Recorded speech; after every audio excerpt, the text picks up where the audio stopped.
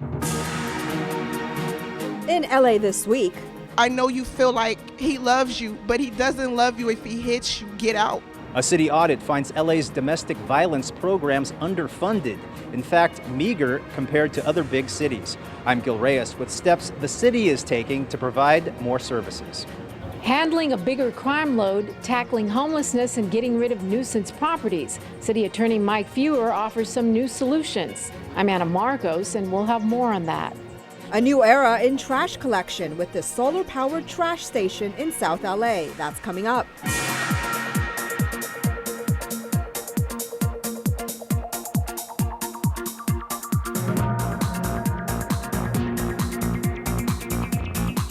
Hello and welcome to LA This Week. Thanks for joining us. I'm Yana Kay. Our top story, it's about to strike, the Great California Shakeout, an annual quake readiness campaign. But before the big event, city leaders warmed up with this Shakeout Breakfast Leadership Summit. Anna Marcos takes a look. Basically, in the immediate aftermath of a significant earthquake, there's an estimated 1,600 fires that are going to break out in the city of Los Angeles in the first few minutes. It's really important to know how to use a fire extinguisher properly and have one standing at the ready at your home. City leaders hope to get residents earthquake ready at this Shakedown Breakfast Leadership Summit as they prepare for the annual Big California Shakeout event next week. And they have some dire words of warning. We've actually been in a particularly quiet period. The last 20 years, we've been really lucky. It will not continue. For city leaders, the countdown is on as they wait for the next big shaker to hit California. Only no one knows when that countdown will hit zero. The only way residents can protect themselves, they say, is to be earthquake ready and to make their families and communities earthquake ready too. I'll tell you that the fire department will be overwhelmed for a major earthquake. We're depending upon the community to help each other. Here are some basic tips. Have a quake kit with food, water, flashlights, blankets, and necessities in your home, your car, and office. Secure big furniture and objects in your home so they don't topple in a quake. Have a family escape plan on where to meet in an emergency. And create a community plan so neighbors can help each other when disaster strikes. But quakes are not the only disasters we face. We got El Nino coming up, obviously. We don't want people to forget about El Nino preparedness. We're going to probably look at a lot of rain. So, flooding has caused a lot of damage and a lot of deaths. City leaders are also preparing. Mayor Eric Garcetti's office has drawn up an earthquake readiness plan called Resilience by Design, which focuses on strengthening the city's buildings, telecommunication systems, and water supplies in case the big one strikes. And we can't be that city that takes years or even decades to get back to the strength that we have today. And when you do feel the quake coming and all else fails, remember to duck, cover, and hold on. I'm Anna Marcos for LA This Week. Some websites to visit include readyla.org for quake readiness information, cert-la.com to find out about volunteer training for disasters, or the Red Cross at redcross.org. While reported cases of domestic violence are up citywide, money to fund victim services is down, especially in comparison to other big cities. As Gil Reyes reports, city leaders say this needs to change. To be able to kiss my kids every day, to just be alive, to make it. I'm employed now. I just graduated from college. This woman, a former victim of domestic violence, credits the Genesee Center for saving her life. Its hidden headquarters provide sanctuary, educational, and job placement services for battered women, part of the city's domestic violence shelter operations. But a recent city audit shows services like Genesee are grossly underfunded. Looking at how little we have spent on these programs, it's clear that we have to make them a priority and to commit more money to it. City Controller Ron Galperin says LA's per capita spending on domestic violence-related services is little compared to other big cities. This year, LA will spend less than a quarter of what San Francisco spends and just 8% of what New York spends. On Domestic Violence Awareness Month, Mayor Eric Garcetti says the city has taken steps to boost funding and to place domestic abuse response teams at all 21 LAPD stations. Until recently, teams had served only half the stations. If you're scared to leave the house, we can get you out. We can make sure that you get the restraining orders and the legal assistance you need, that we can get childcare for your children.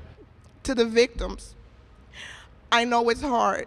I know you feel like he loves you, but he doesn't love you if he hits you. Get out. Again, if you are in trouble, do not wait. Get the help you deserve by calling first the Domestic Violence Hotline, the city's hotline. That's the number at the bottom of your screen, 1-800-799-7233. Outside City Hall, Gil Reyes for LA This Week.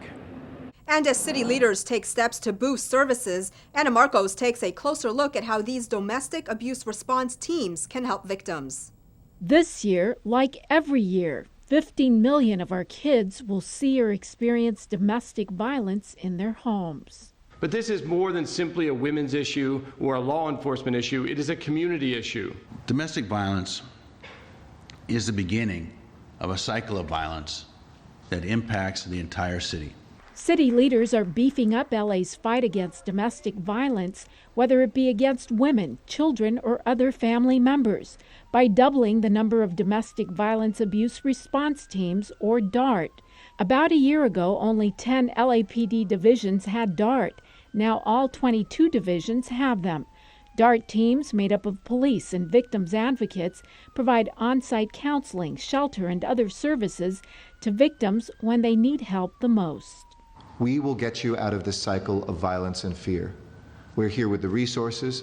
We are here with the police and the prosecutorial resources, as well as the human resources that you need to be able to break away. Mayor Eric Garcetti's wife, Amy Elaine Wakeland, has long been a champion of domestic violence victims.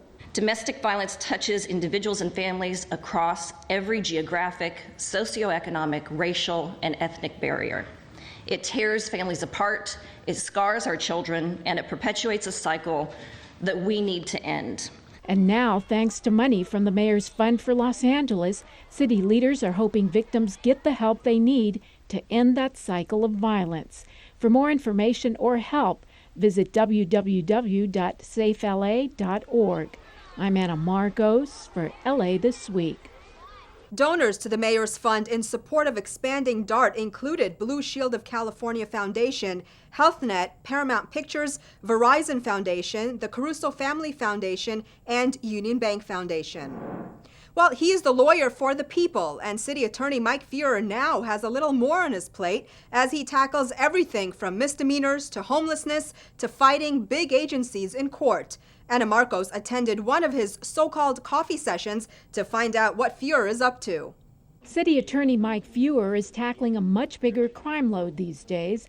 Ever since Prop 47 passed last year, a law that turns nonviolent cases like drug and property crimes from felonies to misdemeanors, his office has been slammed with a flood of misdemeanor cases, and he's working to come up with new solutions. Very few offenders are getting treatment.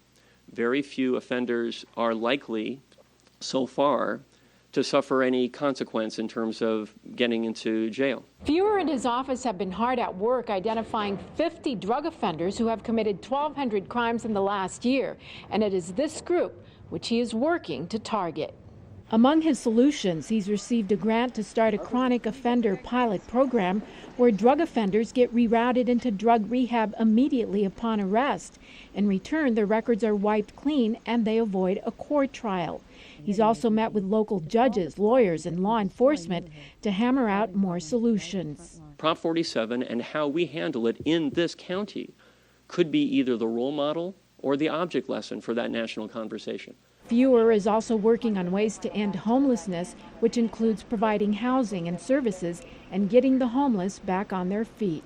We need to target our resources in a way that reflects the composition of the homeless population and the difference of needs that is contained in that population. Another big issue, turning nuisance properties into neighborhood assets. Feuer's new receivership program finds law firms to take over nuisance properties, fix them up, and sell them without taxpayer money. The law firms make money off the sale. Once we start this, we anticipate seeing property after property transformed in neighborhoods that have been riddled with blight. It's all in a day's work for a city attorney who believes today's new problems require new solutions. I'm Ana Marcos for LA This Week. Other ways City Attorney Feuer is fighting for the people. He won a court fight to make the Department of Water and Power records transparent and accessible to the public. The agency appealed, and now he is fighting that appeal. While young people in foster care make a movie that uncovers some ugly truths. As Gil Reyes reports, this controversial film has captured the attention of local leaders. We can't just quit on ourselves.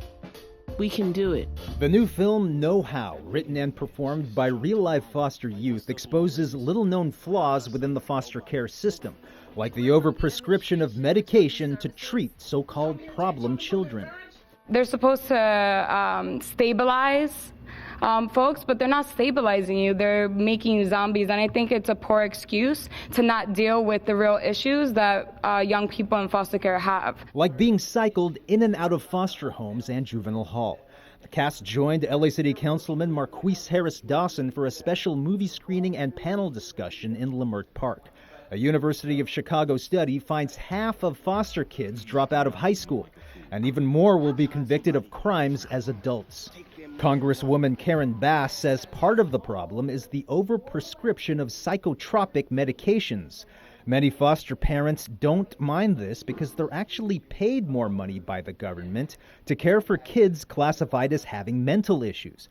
But Bass says overprescription is destroying young minds, so she's passed legislation to limit this. We're hoping, of course, that a lot of them go on to college, but most important that they don't wind up like a lot of children once they turn 18, they wind up homeless, are incarcerated, or for girls, wind up pregnant, are involved in sex trafficking. Local leaders say addressing the problem of overprescription and passing more laws to protect kids will help. As a chairperson of the Homelessness Committee, we think this is one of the best things you can do to stem the tide of new homeless people. Also to create the kind of community that we deserve, where young people can grow up, get good jobs. The film Know How is now streaming on Netflix. In Leimert Park, Gil Reyes for LA This Week. Councilman Harris Dawson says his South LA district has one of the highest concentrations of foster youth in our city. While solar power recently took center stage during a festival in Boyle Heights, where harnessing power from the sun was all the rage. This icy street vending cart runs completely on solar energy. The solar-powered cart was designed by students from the Boyle Heights Charter School Cayo Youth Build, which helps young people identify issues within their community and create solutions. The solar panels have created a charging dock, so we have so folks can charge their phones. We have Wi-Fi on this thing, so folks could get access to the internet. Folks gathered to enjoy a music and art festival in East LA recently that was completely powered by solar power. This first ever solar event highlighted the benefits of using solar energy. We're showing how easy it is today and how technology has advanced to be able to get our energy from alternative forms of energy and not rely on the local grid, which we get a majority of our energy from coal. Councilmember Jose Huizar said it's important to start using other forms of energy and reduce our dependence on coal, as the fossil fuel is the leading contributor of global warming, changing climate, and causes various health issues. What we're here for today is to promote solar power energy and what the wonderful things it could do to our society here, our cultura. Huizar said that while installing solar panels in your home or business may be costly now, the long-term impact will have great financial and environmental benefit. The city even has programs that can help businesses and homeowners switch to solar. Various vendors were also on hand educating folks on how they can take advantage of other programs to incorporate clean energy into everyday use. We want to make sure that families all over Los Angeles, but especially on the east side, are able to access the potential of solar power, of clean energy, save money on their bills, and to create cleaner air in our communities. The city of LA has made a commitment to stop using coal energy by the year 2025. More than 350 East Side residents came out for the festival. While the city is also focusing on solar power to make trash collection cleaner, more earth-friendly, and more efficient. Councilmember Kern Price has teamed up with a company called Big Belly to bring high-tech trash cans to his 9th council district. Anna Marcos takes a look. The These kids have got front row seats as trash collection goes solar and high-tech along South LA's Central Avenue corridor. This new Big Belly solar-powered trash station even has a compactor for the trash, which means it can hold even more litter. First of all, you get about a 5-to-1 ability in terms of holding more trash, which means less trucks on the street, cleaner streets. This trash can is so smart, it actually alerts city workers when it's time for trash to be collected, which makes trash collection a lot more efficient. With this technology, our staff will have to spend less time emptying trash cans and more time concentrating on other efforts in the area of beautification. Councilmember Curran Price plans to install 31 of the Big Belly trash stations along Central and Grand Avenues and along Martin Luther King Boulevard.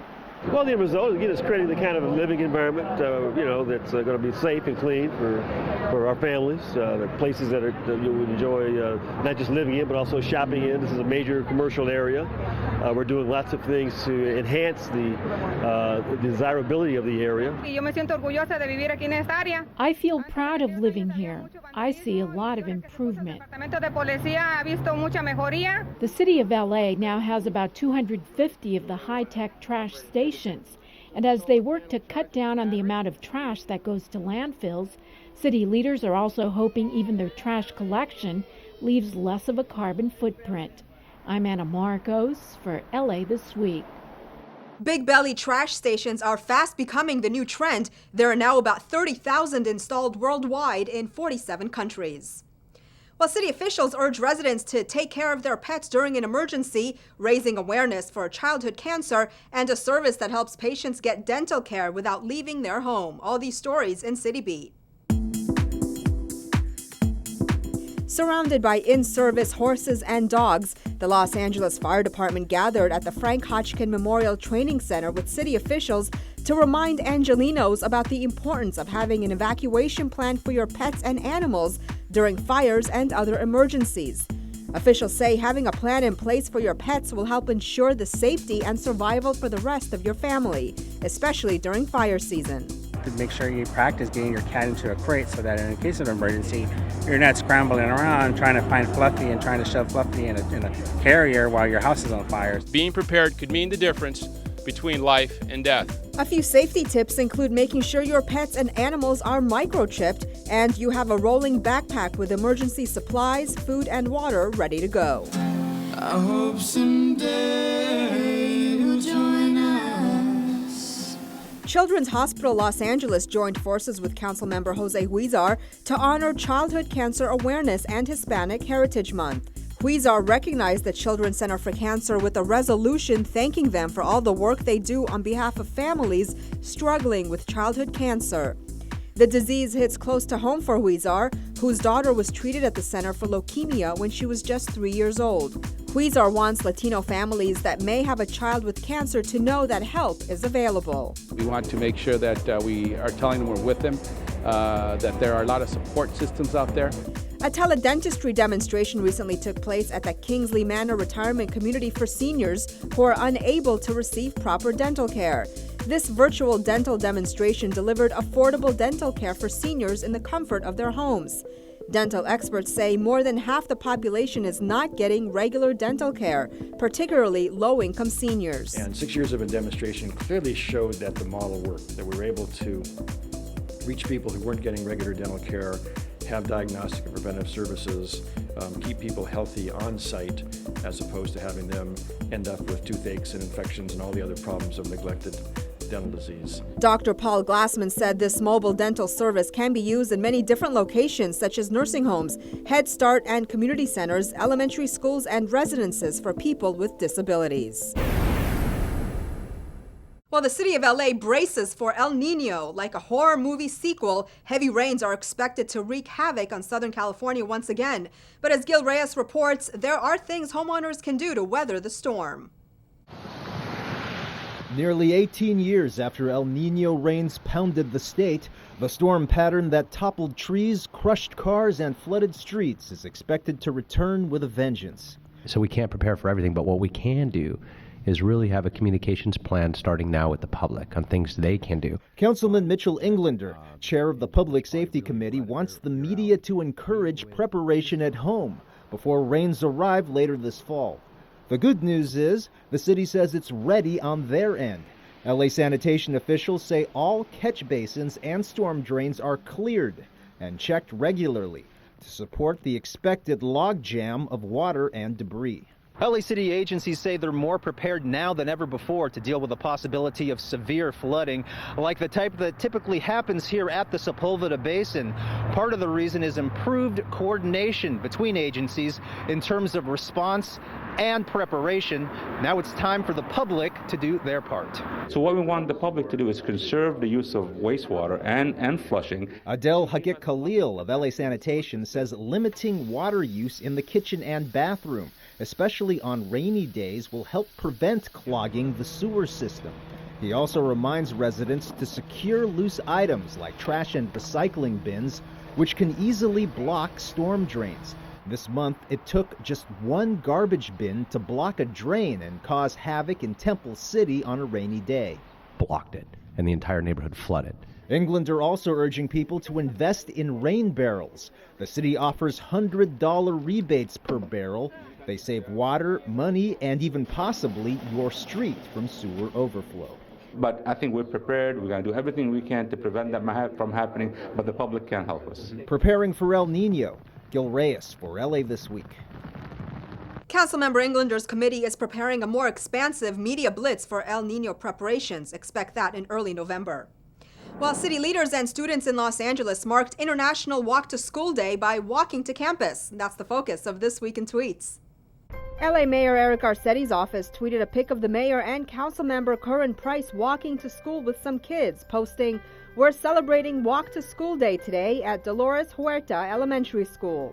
Price posted a pic with the mayor and a few students writing, "Had fun walking with Mayor Garcetti and dozens of children to Dolores Huerta Elementary School in the new 9th. What a great way to get some physical activity and raise awareness on the importance of pedestrian safety." Councilmember Mitch O'Farrell also tweeted a pic of him walking to school with students. He wrote, "What a great turnout for Walk to School Day at Grant Elementary in East Hollywood. Thank you to the school's principal for hosting us." And Great Streets retweeted a post from Streets blog which showed some kids walking with police officers. The post read, some heartwarming moments from Walk to School Day." And that's a look at This Week in Tweets. Well, families in Panorama City are getting on board as they celebrate new improvements in their neighborhood recreation center. This new green and yellow makeshift train has just arrived to its new home at the Sepulveda Rec Center, and the neighborhood kids didn't waste any time climbing on board. The train is part of a newly completed play area for kids in Panorama City. I have a 3.5-year-old son, for him to come out and enjoy himself and go on the slide and the swing, so it's very nice. The train-themed playground, complete with custom play structures that mimic a train depot and train cars, also offers play areas that are designed for children of varying abilities. It's so beautiful. So many ways to the kids have fun. There is a train, there is a stop right there to go around on the park to play with sand. Officials recently celebrated the opening with a ribbon cutting. The new play area was made possible thanks to a collaboration between the Department of Rec and Parks and community partners like Shane's Inspiration and First 5 LA, organizations that are dedicated to supporting the needs of young children and their families. Together, we can promote more physical activity with play spaces like this and help children maintain a healthy weight. Community members also gave their input in creating two unique playground designs, one train-themed Tot Park and the other a plane-themed playground. And the kids couldn't get enough, sliding down the slides and swinging back and forth. Nothing like a day at a brand new park to release some energy. The playground is the 30th play area to open in partnership with the city and Shane's Inspiration. Well, a dance group that'll get you tapping to the beat, exploring LA's undiscovered neighborhoods, and it's the hard knock life at the Pantages Theater. Here's this week's Things to Do. Since Rhapsody and Tap's beginnings in 1981, Artistic director and choreographer Linda Sol Ellison and Rhapsody in Tap's artists have created a vast repertoire celebrating the tap tradition and exploring new directions in tap choreography. Featuring 3 world premieres, Heart Song and Boot Brigade, 2 works exploring tap, body, and boot percussion, the Rhapsody in Taps presents its 34th annual Los Angeles season. Experience brilliant, poetic tap and music improvisations, energetic ensemble dancing, infectious rhythms, and foot padding bounce in your seats fun on Saturday, October 17th at the Aratani Theater at 244 South San Pedro Street in downtown LA. Visit rhapsodyintaps.com for more. On Saturday, October 17th and Sunday, October 18th, the nonprofit LA Commons will host its 5th annual Found LA Festival of Undiscovered Neighborhoods. Following last year's tie to Mayor Eric Garcetti's Great Streets program, this year's theme is driven by the idea of mapping one's own Los Angeles. The free weekend of tours is inspired by the new Heyday release Latitudes and Angelino's Atlas, which brings 19 diverse local writers together with a cartographer to explore aspects of the city's geography, history, and culture. The essays range from quirky to provocative, but each is grounded by the physical, societal, and perceived boundaries and neighborhoods of LA. For neighborhood-specific tours, visit lacommons.org/programs. The world's best-loved musical returns in time-honored form and is perfect for the entire family. This Tony Award-winning production of Annie will be a brand new incarnation of the iconic original. Annie includes such unforgettable songs as It's the Hard Knock Life, Easy Street, I Don't Need Anything But You, plus the eternal anthem of optimism, Tomorrow. It's been described as big, warm-hearted, and funny. Annie runs now through November 1st at the Pantages Theater located at 6233 Hollywood Boulevard in Los Angeles. For tickets, visit HollywoodPantages.com. And that's a look at some things to do. Well, that's going to do it for this edition. I'm Yana Kay, and from all of us here at LA This Week, thanks for joining us. A reminder that you can catch us online at lacityview.org. You can also follow and like us on Facebook. We'll see you back here next week for more of LA This Week.